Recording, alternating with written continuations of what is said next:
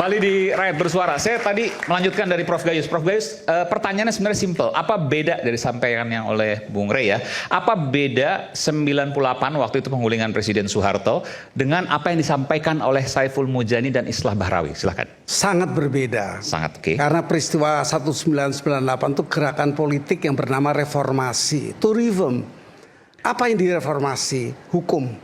Ketika itu Jeffrey Winters mengatakan ini reformasi yang bagus.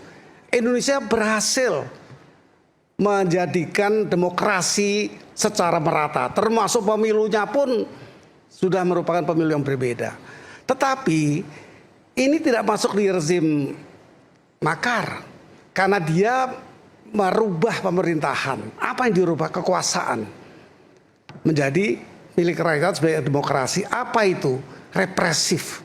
Pemerintah itu tidak menggunakan jalur yang baik ketika itu. Dia membentuk kokantip, obstip, laksus, dan bukan jalur hukum. Oleh karena itu negara hukum dalam segala masalah kehidupan harus berbasis kepada undang-undang. Topnya di konstitusi, itu maksud saya. Ini melawan konstitusi dengan cara apapun. Itu bedanya. 98 tidak melawan konstitusi? Tidak, dia terprogram dengan melakukan reformasi yang nantinya hari ini kita menikmati transformasinya untuk hukum menjadi panglima. Saya nggak ada komen lagi. Silakan Mbak Oki. Jadi menurut Prof. Gayus rezim ini tidak represif.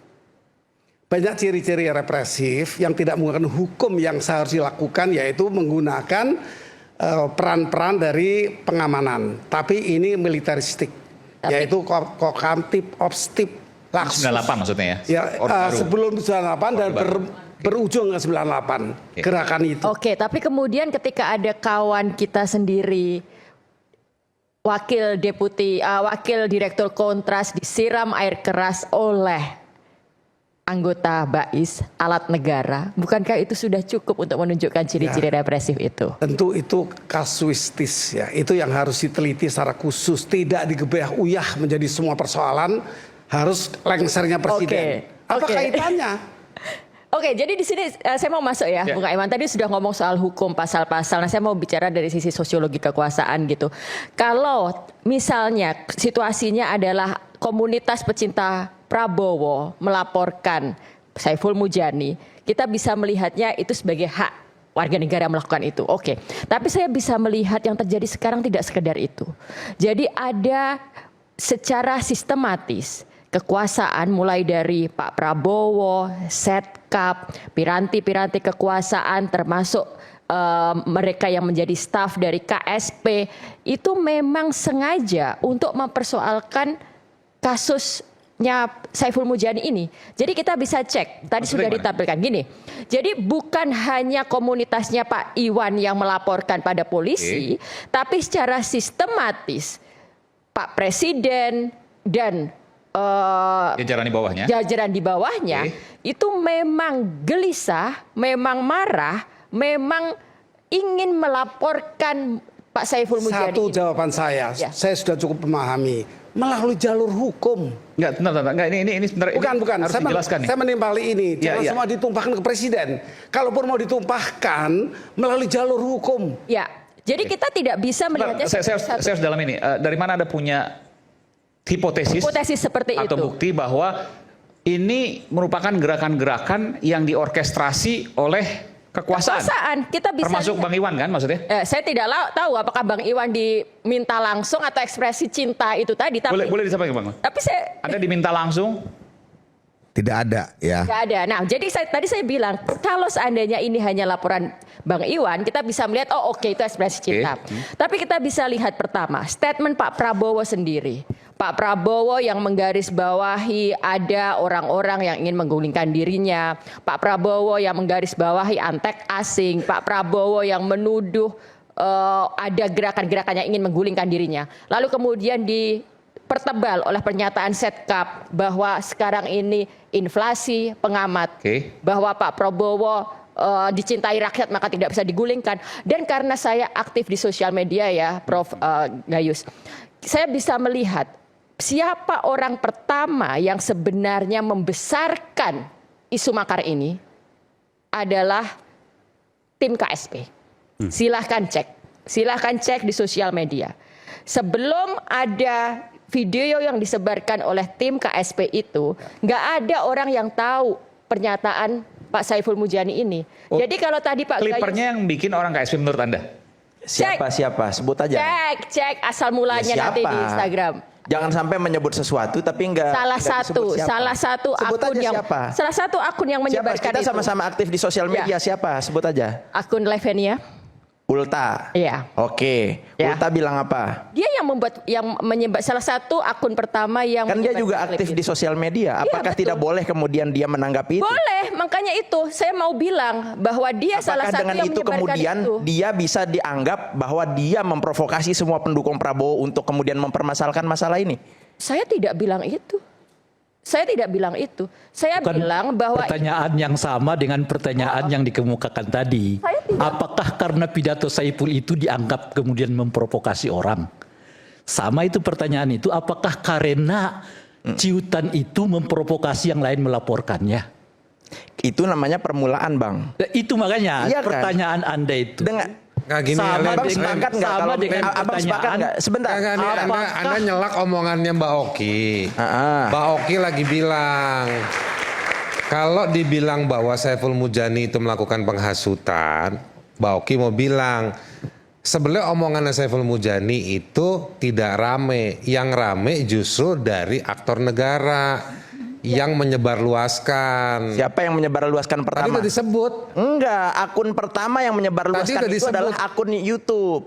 Enggak, itu Sosio. menurut Anda fakta Loh, yang enggak dia dong. punya. Anda jangan Kalau video itu Ketika kemudian itu tidak tersebar, dimasuk- Anda boleh. tidak akan ditanggapi Anda oleh orang boleh lain. ngebut. Nggak, sebentar. Anda Ketika boleh Karena kita nyebut bicara YouTube. siapa yang pertama. Tadi Ketika udah kita disebut. bicara siapa yang pertama, maka siapa yang menyebarkan itu ke YouTube, itulah orang yang pertama. Belum tentu. Oh enggak juga dong. Itu namanya Kemudian orang ada yang tindakan pertama untuk ngunggah. menanggapi itu. Itu namanya orang yang pertama ngunggah.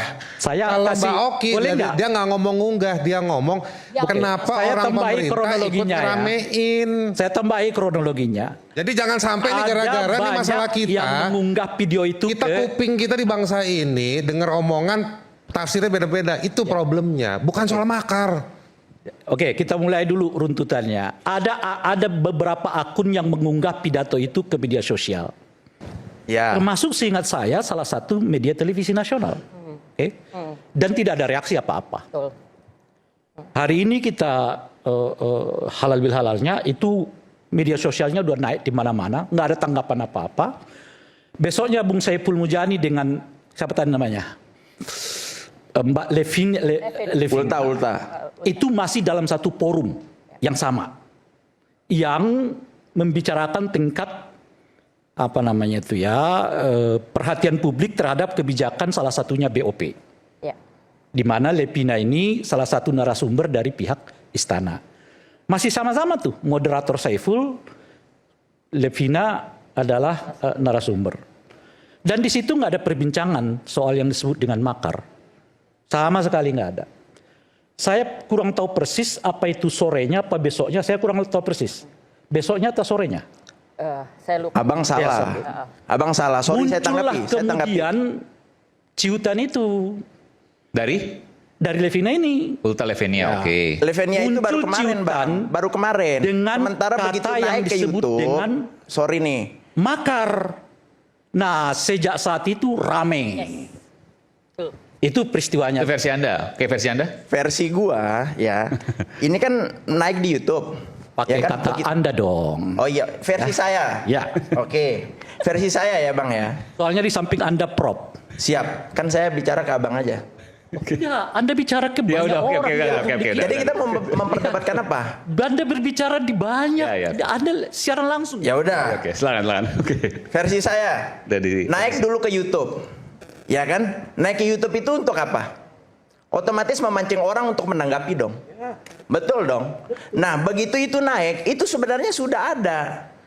Bibit-bibitnya itu sudah ada. Bahkan saya termasuk orang yang mempelajari video itu dari awal, ya kan? Nah, itu teman-teman sudah ngebahas itu. Sementara omongan Ulta itu baru kemarin. Itu di salah satu stasiun televisi, kalau nggak salah head to head. Baru kemudian tambah rame lagi.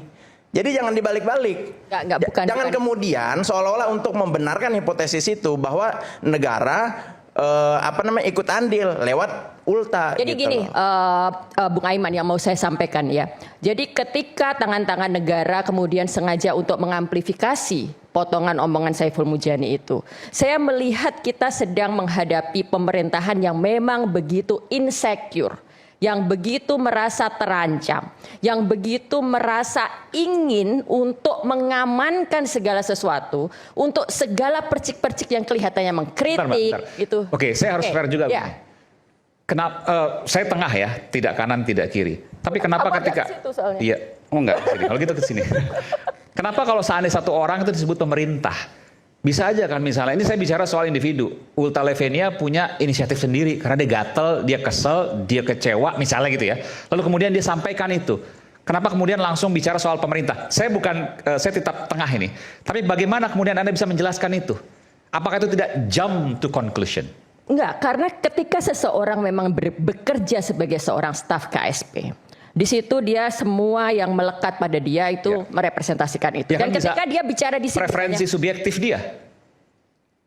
ya silahkan aja. Tapi kita sebagai pembayar pajak, kita sebagai rakyat yang membayar pajak, kita berhak untuk mempertanyakan akuntabilitas dia sebagai seseorang yang setiap bulan menerima bayaran dari kita. Dan setelah itu kita lihat juga ada pernyataan Bang Hasan Nasbi itu. Jadi pernyataan Bang Hasan Nasbi itu keluar dari setelah proses Levenia. Tapi di sini Bang Hasan Nasbi itu sudah bukan lagi bagian secara resmi dari pemerintah ya.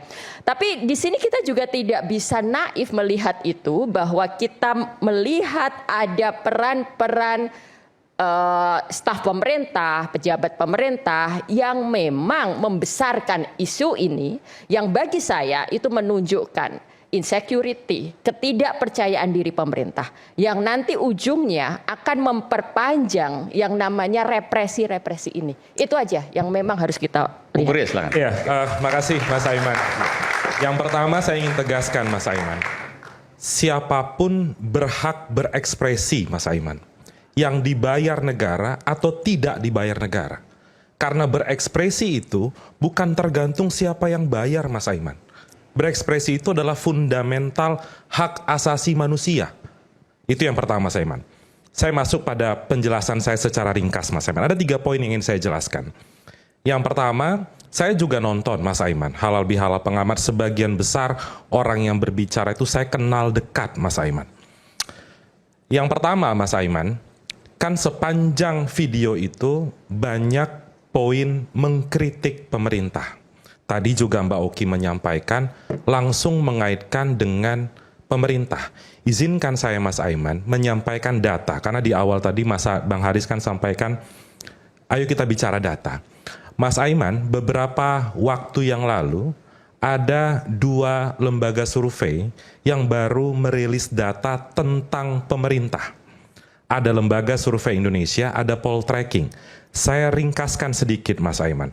Yang pertama, ada berdasarkan LSI, 73,9% menyatakan Indonesia adalah negara yang demokratis.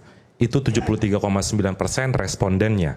Kemudian tingkat kepuasan terhadap demokrasi di Indonesia sebanyak 69%. Poin selanjutnya ini penting karena ini seputaran yang kita diskusikan Mas Aiman. Setidaknya 84% menyatakan kepuasan terhadap kebebasan berserikat dan berkumpul. Kemudian kebebasan berpendapat, kepuasan masyarakat 75%, kebebasan pers dan media 75%. Kan itu tadi yang seputaran didiskusikan Mas Aiman.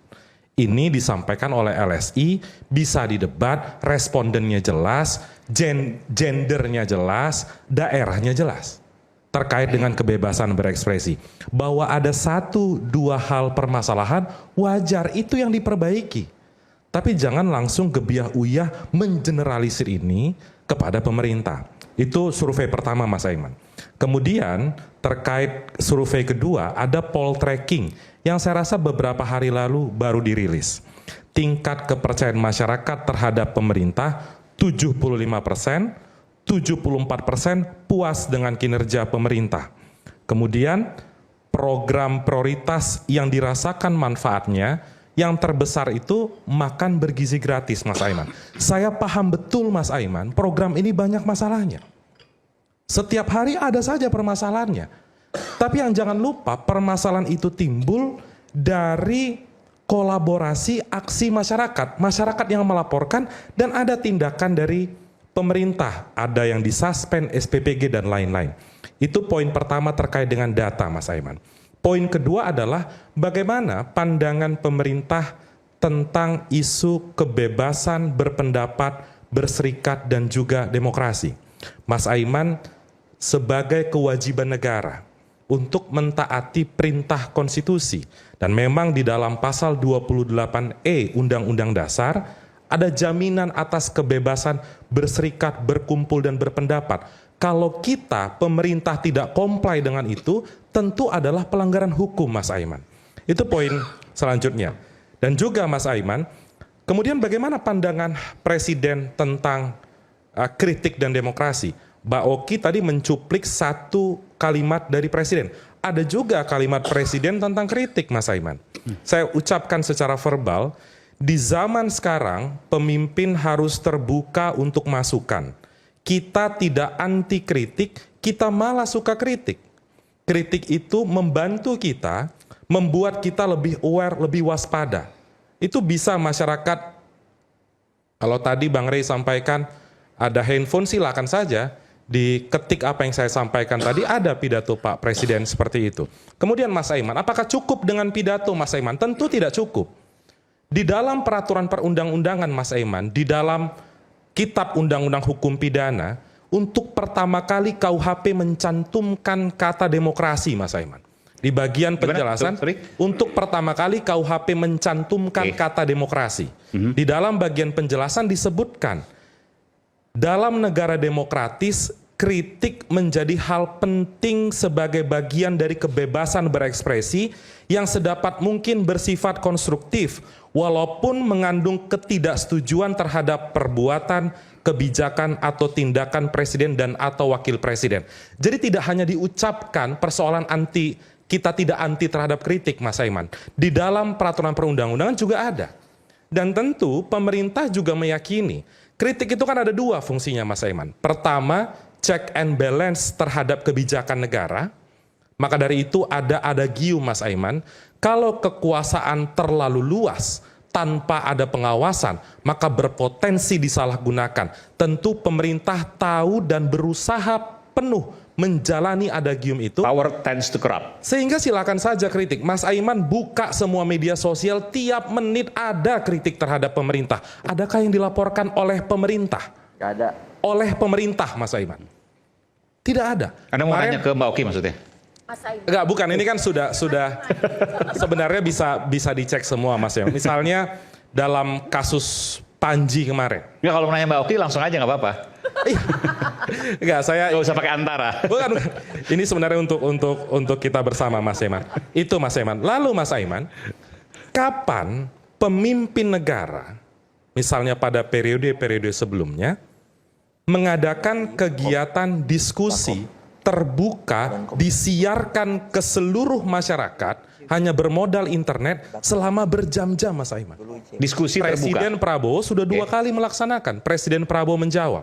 Semua dibahas di sana, persoalan penyiraman air keras, ekonomi, geopolitik, dan lain-lain. Itu maksudnya yang di Hambalang, yang beberapa Dan di Hambalang, dan itu kan wartawan disiarkan Mas Aiman ke seluruh masyarakat. Gitu. Nah, poin terakhir saya, Mas Aiman, terkait dengan apa yang kita diskusikan hari ini tentang event halal bihalal pengamat itu, Mas Aiman. Yang pertama, Mas Aiman, kalau ditanya apakah pertemuan itu adalah pertemuan melanggar hukum, tentu tidak jawabannya. Karena ada aspek kebebasan berkumpul dan berserikat. Apakah mereka yang berbicara di sana secara bergiliran itu langsung dianggap melanggar hukum? Tentu tidak. Sepanjang koridor peraturan perundang-undangan. Tadi Mas Aiman sempat singgung di bagian awal. Ada perbedaan diksi antara apa yang disampaikan oleh Uda Ferry misalnya soal impeachment dengan apa yang disampaikan oleh Pak Saiful Murjani yang mengatakan konsolidasi untuk menjatuhkan presiden. Kalau impeachment Mas Aiman, tanpa udah very jelasin, kita yang orang hukum tahu impeachment itu memang ada di konstitusi. Dan tidak mungkin dipermasalahkan. Bahkan Presiden sudah mengatakan impeachment itu ada. Melibatkan DPR, melibatkan Mahkamah Konstitusi, melibatkan Majelis Permusyawaratan Rakyat. Yang jadi persoalan adalah, apa pemaknaan atas pernyataan Pak Saiful Mujani? Saya, Mas Aiman, tidak pada posisi menilai apakah itu makar atau tidak makar, Mas Aiman. Tapi paling tidak, tentu kita tahu Pak Saiful Mujani punya rekam jejak panjang.